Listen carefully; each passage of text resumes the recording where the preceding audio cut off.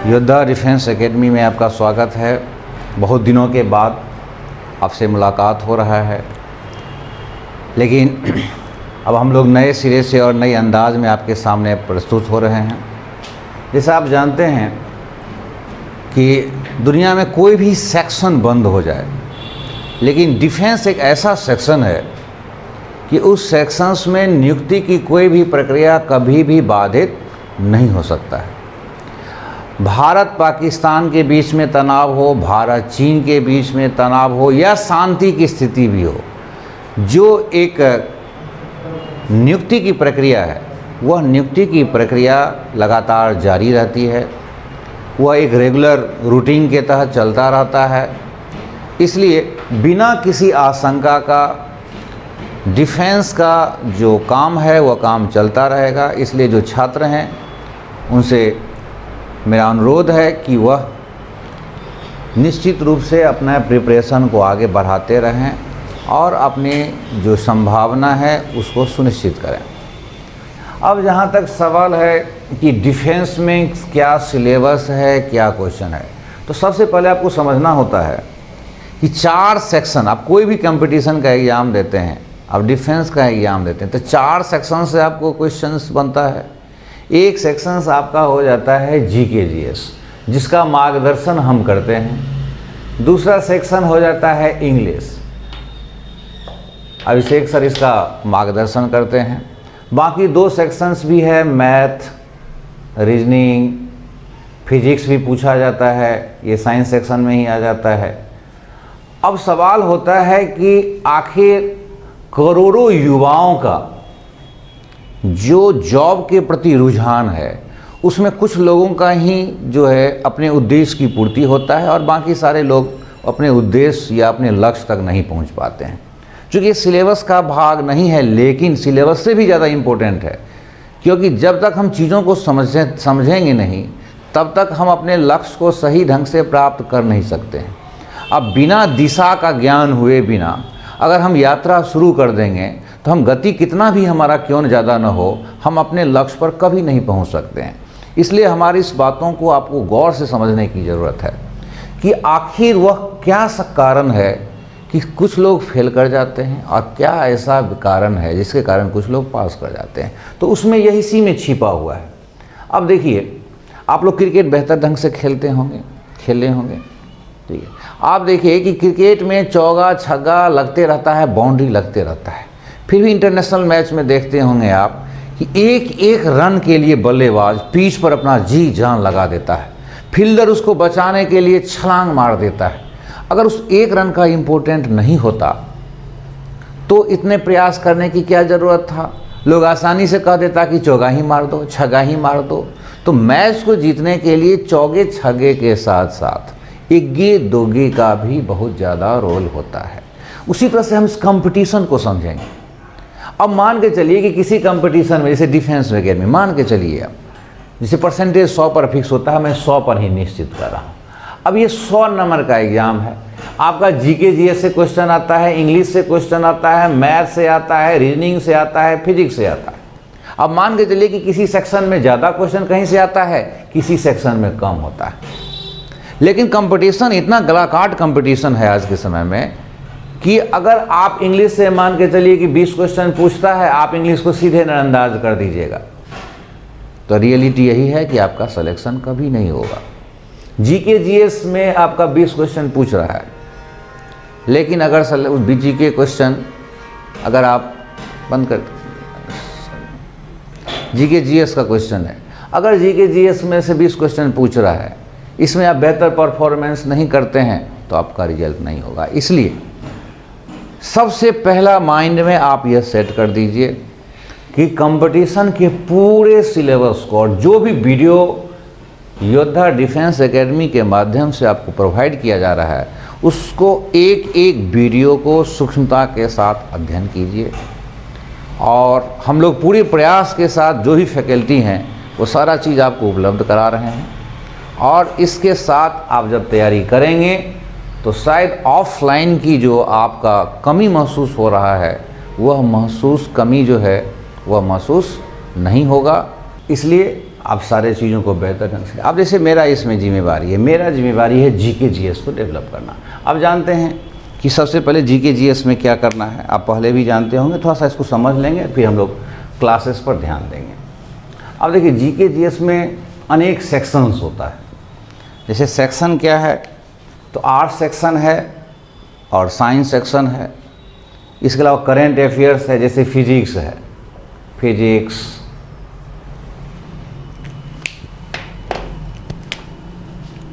Chemistry, biology, ठीक है। इसके अलावा इधर हिस्ट्री, ज्योग्राफी, पॉलिटी, इकोनॉमिक्स, कुछ क्वेश्चन साइंस एंड टेक्नोलॉजी से भी आता है, करेंट अफेयर से भी कुछ क्वेश्चंस आता है। तो इतने सेक्शंस को जीके जीएस कवर करता है। लेकिन जो फिजिक्स आपका क्लास डिटेल्स में दिया जा रहा है उससे फिजिक्स आपका सॉल्व हो जाएगा।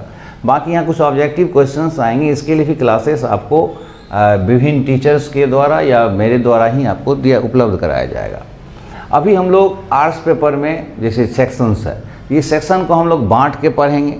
जैसे आज आपको हम इसमें हिस्ट्री सेक्शंस के बारे में बता रहे हैं।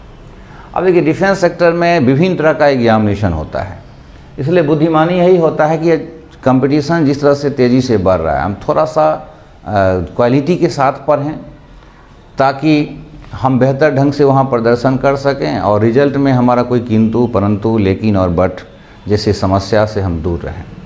अब जैसे हिस्ट्री में है, तो आज हम हिस्ट्री के बारे में देखेंगे। अब हिस्ट्री में आप देखिए, हिस्ट्री में क्या है, 3 सेक्शन से क्वेश्चंस आता है। एक क्वेश्चन है प्राचीन भारत, जिसको हम लोग अंग्रेजी में एंशिएंट हिस्ट्री कहते हैं।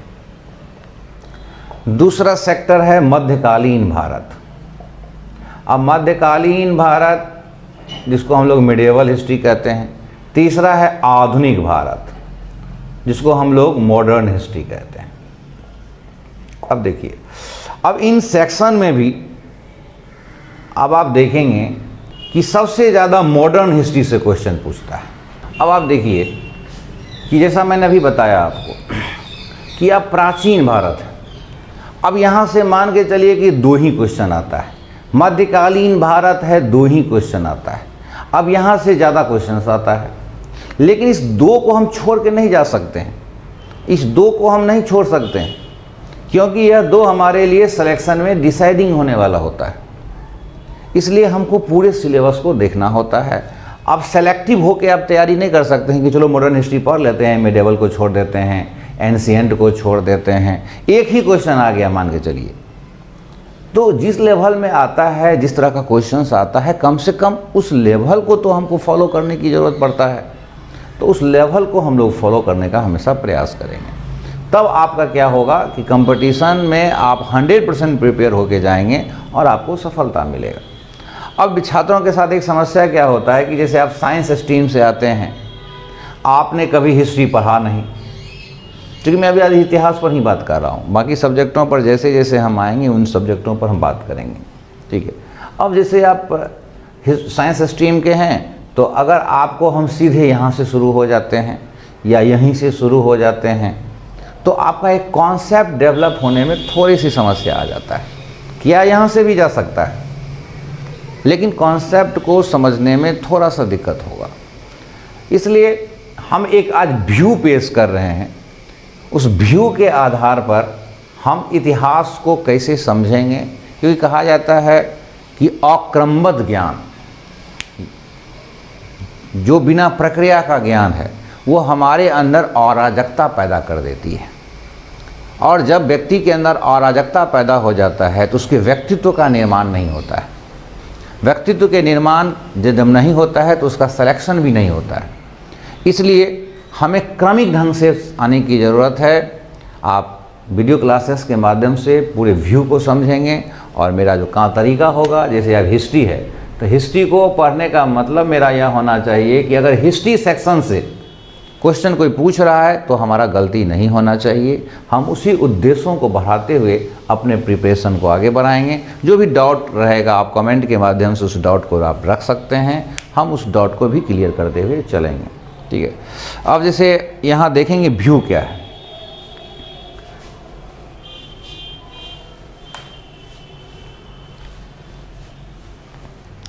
अब देखिए जैसे हिस्ट्री है, तो हिस्ट्री में प्राचीन भारत को हम लोग थोड़ा सा देख लेते हैं। अब जैसे प्राचीन भारत में तो सबसे पहले इतिहास के स्रोत से क्वेश्चंस आता है कि सोर्सेस ऑफ हिस्ट्री, स्रोत क्या है। लेकिन वो इतना उलझाऊ चैप्टर होता है कि अगर आप उसको सिर्फ स्टडी करना शुरू कर देते हैं तो आपको इतिहास के प्रति रुचि कम हो जाता है। इसलिए मेरा तरीका क्या होता है कि जब हम इतिहास को पढ़ेंगे तो जो जो चैप्टर आएगा मेरे सामने में, जैसे हम सिंधु घाटी पढ़ेंगे, अब सिंधु घाटी की सभ्यता पढ़ेंगे जिसको हम हड़प्पा सभ्यता भी कहते हैं, या इससे पहले प्राचीन काल के बारे में जैसे पूरा पाषाण काल, मध्य पाषाण काल, नवपाषाण काल के बारे में पढ़ेंगे, तो उसका क्या जानने का स्रोत है हम वहाँ से इंक्लूड कर देंगे। अब वैदिक संस्कृति पढ़ेंगे तो वैदिक संस्कृति से जुड़ा हुआ स्रोत को हम वहीं पर स्टडी कर लेंगे। अब वैदिक संस्कृति के पश्चात भारत में धार्मिक सुधार आंदोलन होता है। अब ये धार्मिक सुधार आंदोलन 6ठी शताब्दी ईसा पूर्व में होता है, 6ठी शताब्दी ईसा पूर्व। तो हम क्या करेंगे कि वहाँ पर इसके स्रोतों के बारे में हम लोग काम कर लेंगे, ठीक है। अब इसके पश्चात हम लोग मगध साम्राज्य के बारे में पढ़ेंगे, तो मगध साम्राज्य के बारे में हम लोग स्टडी कर लेंगे। अब उसके स्रोतों को हम लोग इकट्ठा कर लेंगे, इन्फॉर्मेशन मगध से जुड़ा हुआ, इसके इन्फॉर्मेशंस को हम लोग कलेक्ट करते हुए चले जाएंगे। अब मगध साम्राज्य के पश्चात जैसे जैसे इतिहास बढ़ता चला जाएगा हम उसके सोर्सेस को खंगालना शुरू करेंगे और एक चीज़ों से उसको आगे बढ़ाते हुए आगे बढ़ेंगे। जैसा हमने आपको बताया कि आपकी समझ में किसी तरह की समस्या नहीं आना चाहिए, इसके लिए हम लोग क्रमिक ढंग से चलें। जैसे 1, 2, 3 क्लासेस में जैसे मॉडर्न हिस्ट्री से ही ज़्यादातर क्वेश्चंस आता है, लेकिन हमने क्वेश्चन देखा है कि हिस्ट्री में एंशिएंट और मीडिएवल से भी एक आध क्वेश्चन पूछ देता है, तो आप उसको पूरा नेगलेक्ट नहीं कर सकते हैं। और ख़ास करके अगर आप एयरफोर्स के अलावा जैसे एनडीए का, सीडीएस का एग्ज़ाम देंगे तो वहाँ डीपली क्वेश्चन पूछ देता है। इसके अलावा आप डिफेंस के किसी दूसरे सेक्शंस में भी आप परीक्षा देते हैं, आप जीडीए का परीक्षा देते हैं, तो उसमें क्या होता है कि आपका सब सेक्शन से क्वेश्चंस आता है, कम हो या ज़्यादा हो। तो यहाँ से एक हम व्यू को डेवलप करेंगे कि क्या क्या क्वेश्चंस आता है। देखिए अब हिस्ट्री में जो एंशिएंट हिस्ट्री है तो वहाँ से एक सिंपल क्वेश्चन पूछने की परिपाटी रहा है। जैसे एग्जाम्पल के तौर पर जैसे क्वेश्चन पूछ देता है कि वर्तमान समय के अनुसार भारत की सबसे प्राचीन सभ्यता कौन सी सभ्यता थी, तो सीधा सा आंसर हो जाता है सिंधु घाटी की सभ्यता, ठीक है। अब क्वेश्चन पूछ देता है कि सिंधु घाटी की सभ्यता का खोज करने का श्रेय किसको दिया गया है, तो सिंधु घाटी सभ्यता का खोज करने का श्रेय जो है सर दयाराम साहनी को दिया गया है, ठीक है। उन्होंने 1921 ईस्वी में जो है वह वर्तमान पाकिस्तान के हड़प्पा नामक स्थान पर इसकी खुदाई किया और खुदाई करके इन्होंने रहस्योद्घाटन कर दिया कि भारत की सबसे प्राचीन जो सभ्यता थी वह सिंधु घाटी की सभ्यता थी। उससे पहले यह प्रचलित था कि वैदिक सभ्यता थी। तो कहने का मतलब है कि आप लोग धैर्य रखिए। जैसे एंशिएंट हिस्ट्री और मिडिएवल हिस्ट्री का एक व्यू हम आपको डेवलप कर देंगे और उसके बाद हम लोग मॉडर्न पर पहुंचेंगे, वहाँ हम लोग डिटेल से चीज़ों को चलेंगे। फिर उसमें भी आप निश्चिंत रहिएगा, जैसे आप विभिन्न कंपटीशन प्रिपरेशन को एक ही तैयारी के माध्यम से आप आगे ले जा सकते हैं। तो बाद में हमको जैसे ही आवश्यकता होगा, आपकी डिमांड जैसा होगा, उसके आधार पर हम एंशिएंट हिस्ट्री को भी आप जितना डिटेल्स में लेने जाना चाहेंगे उस डिटेल्स में चला जाएगा, मिडिएवल हिस्ट्री भी चला जाएगा। लेकिन अभी हम इसका एक व्यू डेवलप करेंगे और इस व्यू के माध्यम से जो आपकी वर्तमान आवश्यकता है एग्जामिनेशन को लेकर, वह आवश्यकता आपका पूरा हो सके, उसी दृष्टिकोण से हम चीज़ों को आगे बढ़ाएंगे, ठीक है। इसलिए आज हमने 2 चीज़ों पर महत्वपूर्ण रूप से बात किया। पहला, रणनीति। आप रणनीति के हिसाब से चलिए, आपको कभी किसी प्रकार की दिक्कत नहीं होगा। दूसरा कि सिस्टमेटिक वे में चलिए, आपको किसी प्रकार का दिक्कत नहीं होगा। सेलेक्टिव चीज़ों पर आप चलेंगे तो दिक्कत होगा, क्योंकि सेलेक्टिव कुछ होता नहीं है। क्योंकि सेलेक्टिव आप चीज़ों पर लेके चलेंगे, आपको 2 नंबर किसी से कम आएगा, 1 नंबर किसी से कम आएगा और आप सेलेक्ट नहीं हो पाएंगे। इसलिए जो इसका सिस्टम है उस सिस्टम के आधार पर आप चीज़ों को आगे देखेंगे, आपके लिए वो भी बेहतर रणनीति होगा। अब यहाँ पर हम लोग देखते हैं कि हम किस तरह से देखें इतिहास को। तो देखिए, इतिहास में जैसे इतिहास कहते किसे हैं, जनरली भाषा में कहा जाता है कि इतिहास यानी बीती हुई बातों को जो कहानी के रूप में हम अध्ययन करते हैं उसे इतिहास कहते हैं। खैर, यहाँ से कोई क्वेश्चंस नहीं आता है, फिर भी थोड़ा सा समझ लें, चूँकि इतिहास आप पढ़ रहे हैं तो थोड़ा सा समझना ही जरूरी है। जैसे मानव सभ्यता का विकास हुआ, ये क्रमिक विकास हुआ जिसमें उसके सारे गतिविधियों का अध्ययन हुआ, चाहे उसकी आर्थिक गतिविधि हो, राजनीतिक गतिविधि हो, सांस्कृतिक गतिविधि हो, इन सारे चीज़ों का अनुसंधात्मक जो अध्ययन है उसे हम इतिहास कहते हैं। इतिहास सिर्फ कहानी नहीं है, इतिहास एक रिसर्च है जिसके अंतर्गत सारे घटनाक्रम क्या होता है, इंक्लूड हो जाता है, चाहे वो पॉलिटिकल हो, राजनीतिक हो, चाहे वो आर्थिक हो, चाहे वो भौगोलिक ही क्यों नहीं हो, इन सारे चीज़ों को हम इतिहास के अंतर्गत अध्ययन करते हैं। अब इतिहास की शुरुआत के क्या कैसे माना जाए, तो मेनली इतिहास में यह फोकस रहा है कि मानव सभ्यता जैसे डेवलप हुआ है तो मानव सभ्यता के साथ उसको जोड़कर जो अध्ययन जहाँ से शुरू हुआ है उसे हम इतिहास के रूप में देखते हैं। जैसा आप ज्योग्राफी जब हम पढ़ाएंगे तो आप देखेंगे कि करीब 500 करोड़ वर्ष पहले सूर्य का निर्माण हुआ था। बिग बैंग थ्योरी है एक, किस ब्रह्मांड में महाविस्फोट हुआ। एफ जॉर्ज लेमेंटियर और रॉबर्ट बैगोनेर का एक कॉन्सेप्ट है जिसमें पूरा ब्रह्मांड एक सूक्ष्म बिंदु के रूप में था, उसमें महाविस्फोट हुआ और उससे ब्रह्मांड का निर्माण शुरू हुआ। ठीक है, तो ब्रह्मांड का निर्माण शुरू हुआ 13.6 अरब वर्ष पहले, और उसमें करीब 500 करोड़ वर्ष पहले सूर्य का निर्माण हुआ।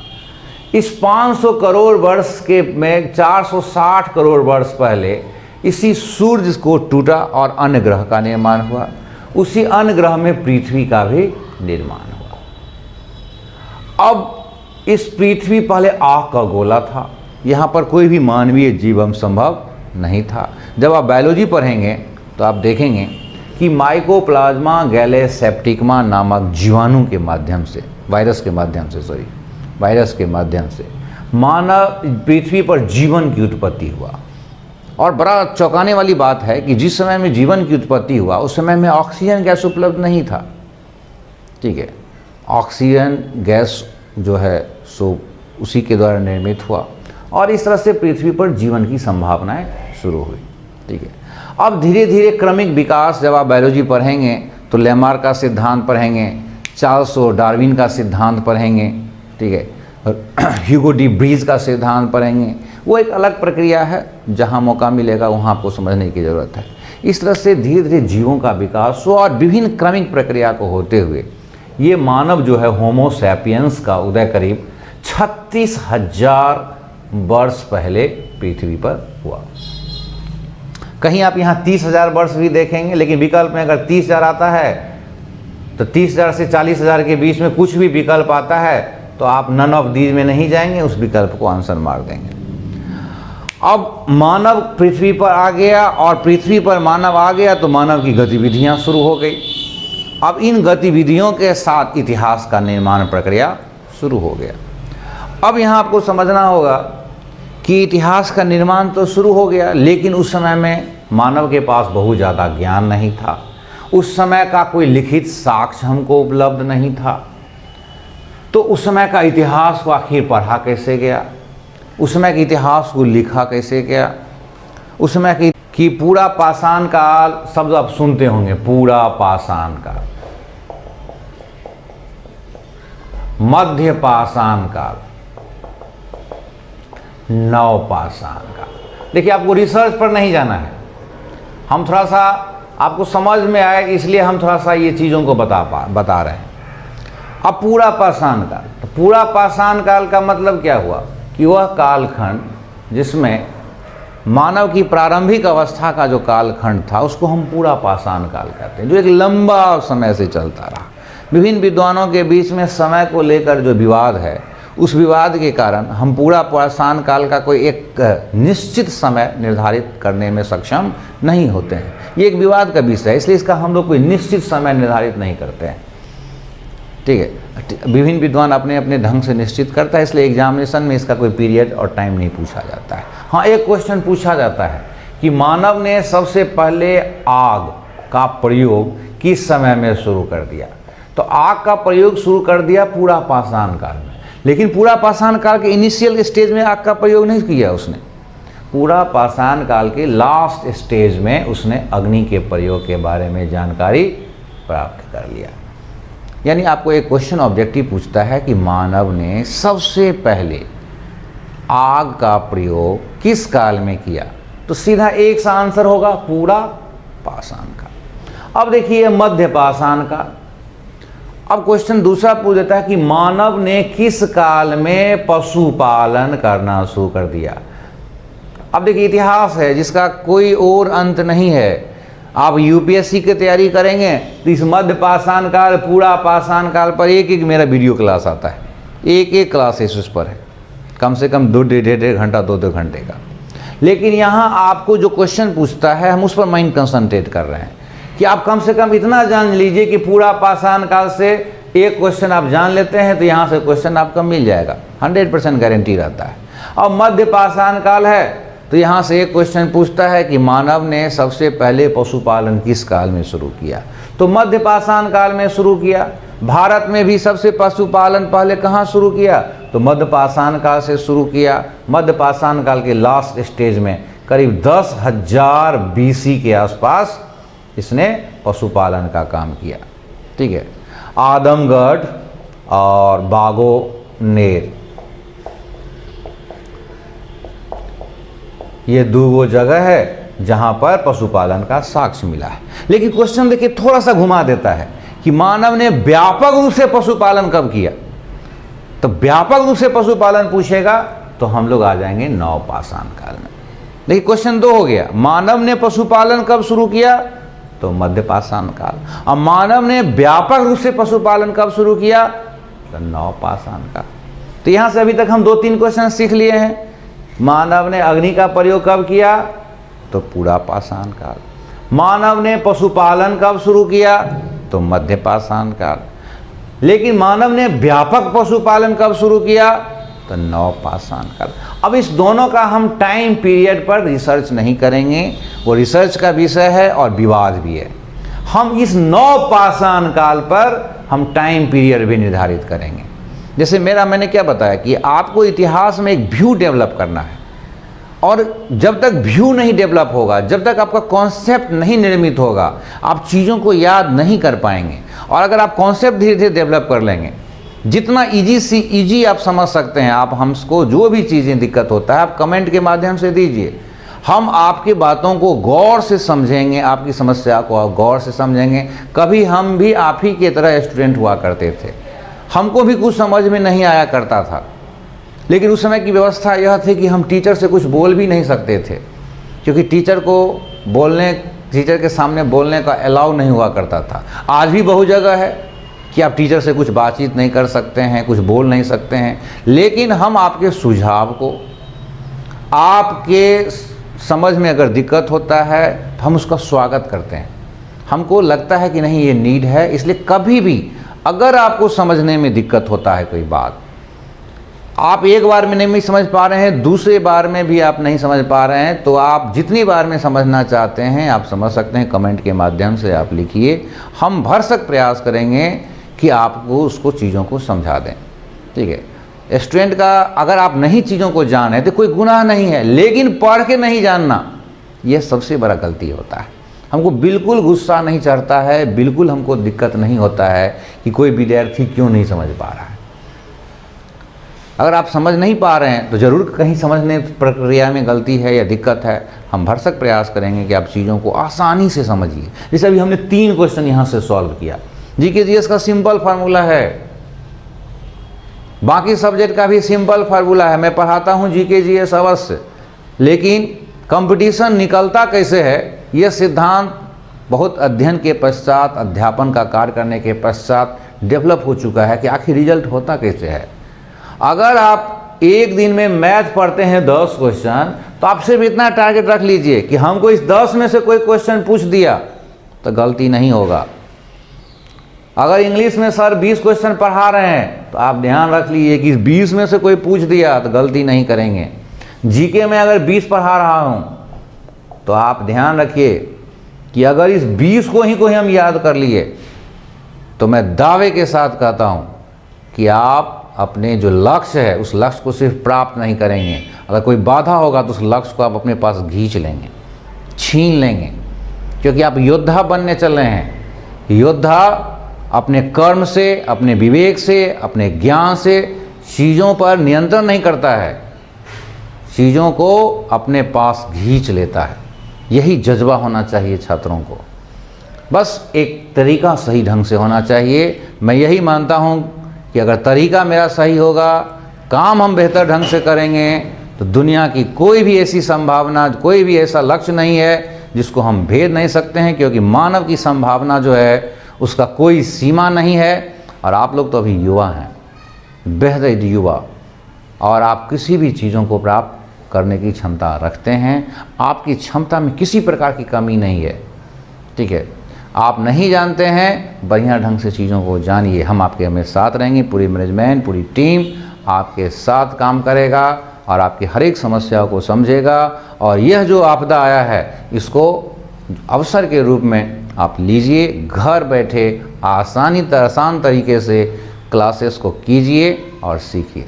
तो 3 क्वेश्चन हमने सीख लिया ना, ज़्यादा नहीं भाषण सीखे, 3 क्वेश्चन सीखा ना कि आ का प्रयोग पूरा पाषाण काल, पशुपालन कब शुरू किया, मध्य पाषाण काल। अब देखिए नव पाषाण काल। अब यहाँ से 4-5 क्वेश्चन पूछता है। अब पहला क्वेश्चन पूछ देता है कि भारत में नव पाषाण काल का पीरियड क्या है। तो 7000 BC से यह शुरू होता है, बिफोर, यानी ईसा मसीह के जन्म से, और यह जो है करीब 3000 BC तक इंडिया में चलता है। कहीं कहीं 3500 BC भी मिलेगा, इसमें ऊपर नीचे हो सकता है, उसमें ज़्यादा माथापच्ची करने की ज़रूरत नहीं है, ठीक है।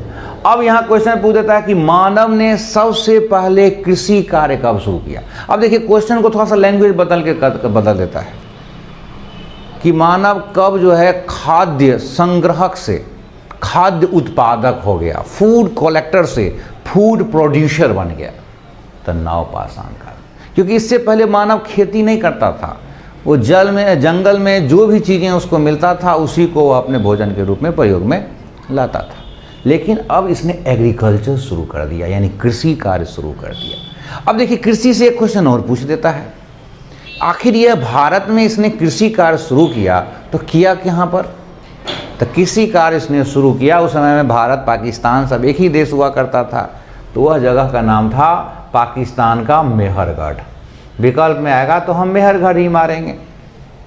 पूछेगा कि भारतीय उपमहाद्वीप में मानव ने सबसे पहले कृषि कार्य कहाँ शुरू किया, तो क्या मारेंगे आप, मेहरगढ़। अब देखिए फिर यहाँ से एक सब्सिडी क्वेश्चन पूछ देता है कि किस चीज़ का खेती किया।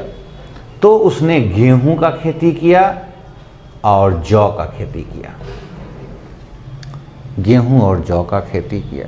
अब भारत पाकिस्तान का विभाजन है, अब भारतीय उपमहाद्वीप नहीं देगा, लिखेगा भारत में सबसे पहले खेती कहाँ शुरू हुआ, तो उसका नाम है लुहुरा देव, जो यूपी में है। अब देखिए नवपाषाण काल से एक क्वेश्चन पूछ देता है नवपाषाण काल से कि मानव ने सबसे पहले अस्थायी रूप से बसना कब शुरू किया, तो अस्थायी रूप से बसना शुरू किया नवपाषाण काल। यानी मानव इससे पहले क्या था, यायावरी जिंदगी जीता था, घुमक्कड़ी जीवन जीता था, इधर से उधर घूमते फिरते रहता था। अब क्या हुआ, वो अस्थायी रूप से बसना शुरू कर दिया। अब क्वेश्चन पूछता है कि मानव ने सबसे पहले मिट्टी का बर्तन अर्थात मृदभांड बनाना किस समय में शुरू किया, चाक का प्रयोग करके, तो नवपाषाण काल में। यानी इसी काल में मानव ने सबसे पहले चाक का प्रयोग किया और मिट्टी का बर्तन बनाया। अब एक क्वेश्चन पूछता है कि मानव ने किस काल में पहिए का आविष्कार किया? तो नवपाषाण काल में पहिए का आविष्कार किया। अब एक क्वेश्चन पूछता है, चूंकि भारत में सैकड़ों नवपाषाण कालीन स्थल है, अब सैकड़ों का हम नाम जानेंगे तो कंफ्यूज कर जाएंगे। सीधे एक क्वेश्चन पूछता है कि मानव का सबसे प्रसिद्ध नवपाषाण काल का सबसे प्रसिद्ध स्थल का नाम क्या है? तो उसका नाम है बुर्जहोम। अब क्वेश्चन यहाँ से एक दो सब्सिडी क्वेश्चन पूछ देता है कि बुर्जहोम का शाब्दिक अर्थ क्या होता है? तो बुर्जहोम का शाब्दिक अर्थ होता है नीचे का भूमि। क्वेश्चन पूछ देता है कि यह कहाँ पर स्थित है? तो यह जम्मू एंड कश्मीर में स्थित है। अभी कहिएगा तो कश्मीर घाटी में है। ठीक है। अब क्वेश्चन पूछ देता है कि मालिक के साथ कुत्ते को दफनाने का प्रमाण कहाँ से प्राप्त हुआ? किस नवपाषाण कालीन स्थल से प्राप्त हुआ है? तो आंसर हो जाता है बुर्जहोम। ध्यान रखना है, कुत्ते के साथ मालिक को नहीं, मालिक के साथ कुत्ते को दफनाने का प्रमाण कहाँ से मिला है? तो आपका क्या हो जाएगा? बुर्जहोम। लेकिन वही क्वेश्चन बदल देगा कि किस सिंधु घाटी स्थल से मालिक के साथ कुत्ते को दफनाने का प्रमाण मिला है? तब क्या होगा? तब क्या होगा कि आंसर कन्वर्ट हो जाएगा और आंसर हो जाएगा कि रोपर। अब सिंधु घाटी में आ जाएंगे तो रोपर, और इधर आ जाएंगे तो बुर्जहोम। यानी नवपाषाण कालीन स्थल बुर्जहोम और इधर आ जाएगा तो रोपर। अब देखिए यहाँ से हम 10, 12, 15 क्वेश्चन सीख रहे हैं। ठीक है। अब 15 क्वेश्चन को ही आप 20 क्वेश्चन को ही रोज एस्टिमेट कीजिए। जैसे जैसे हमारा क्लासेस आगे बढ़ेगा हम टारगेट को थोड़ा थोड़ा आगे बढ़ाएंगे। आज पहला क्लास है, पहला वीडियो आपको रिलीज हम कर रहे हैं डिफेंस एकेडमी के लिए। तो आज अब पहला क्लासेस में आपको हम थोड़ा सा प्रक्रिया को समझाए हैं।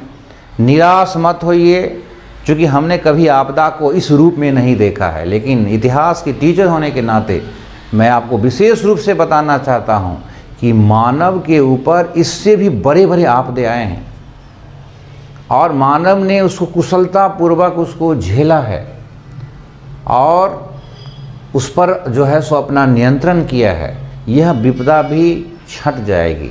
हमें रुकना नहीं है, हमें थकना नहीं है, हमें अपने उद्देश्य के पीछे जुनूनी भाव से लगे रहना है और यह याद रखना है कि जब तक सभ्यता है, जब तक संस्कृति है, देश की सुरक्षा की आवश्यकता होनी ही है और देश की सुरक्षा के लिए आप जैसे नौजवानों की, देश की हमेशा आवश्यकता है। आप जैसे जुनूनी छात्रों की आवश्यकता है। इसलिए यह प्रक्रिया न बाधित होगी, न कभी बाधित हुआ था, न आगे बाधित होगा।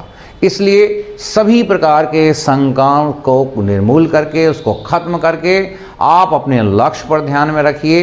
विभिन्न सेक्टर के लोग अपने अपने कामों में लगे हुए हैं। हमारे वैज्ञानिक, दुनिया के वैज्ञानिक इस आपदा पर नियंत्रण करने में लगे हुए हैं। आप अपने सेवा भाव से देश की सुरक्षा के लिए लगिए और उसके लायक बनने के लिए आप अपने समय का सही उपयोग कीजिए। जो भी वीडियो क्लासेस दिया जाएगा, जैसा मैंने आपको बताया कि एक एक क्लास आपके लिए ज़रूरी है, क्योंकि यही चीज़ें नहीं, जब तक भी छात्र नहीं समझता है वो असफल हो जाता है। मैं फिर एक बार रिपीट कर रहा हूँ कि अगर सिलेक्शन 72 नंबर पर आ रहा है और आपको 71.75 नंबर आ रहा है तो आप फेल्योर हैं। ये 0.25 का डिसाइडिंग होता है, इसके बीच में लाखों छात्र होता है। इसलिए हर एक सब्जेक्ट पर गहनता से, और जो हमारे शिक्षकगण, हमारे मित्र लोग, जो गुरुजन आपको जो क्लासेस दे रहे हैं उसको सूक्ष्मता से देखिए, गौर से देखिए और हम लोग प्रक्रिया को और तेज़ी से आपके सामने लाएंगे। लॉकडाउन की समस्या के कारण सभी लोग हम लोग आपस में कनेक्ट नहीं हो पा रहे हैं, लेकिन ये 1-2 दिन की समस्या है। सभी लोग हम लोग इकट्ठा होकर एक रेगुलर तरीके से आपको सारे क्लासेस उपलब्ध किया जाएगा। इसको आप घर बैठे इसको अवसर के रूप में कन्वर्ट कीजिए। हमें पूरा विश्वास है कि आप जिस उद्देश्य से और जिस लक्ष्य से और जिस जज्बा के साथ माँ भारती के सेवा के लिए आगे बढ़े हैं, उस लक्ष्य को बढ़ाने में मैं भी एक भूमिका अदा कर सकूं, योद्धा की टीम अपनी भूमिका को अदा कर सके तो हमें भी गौरव होगा।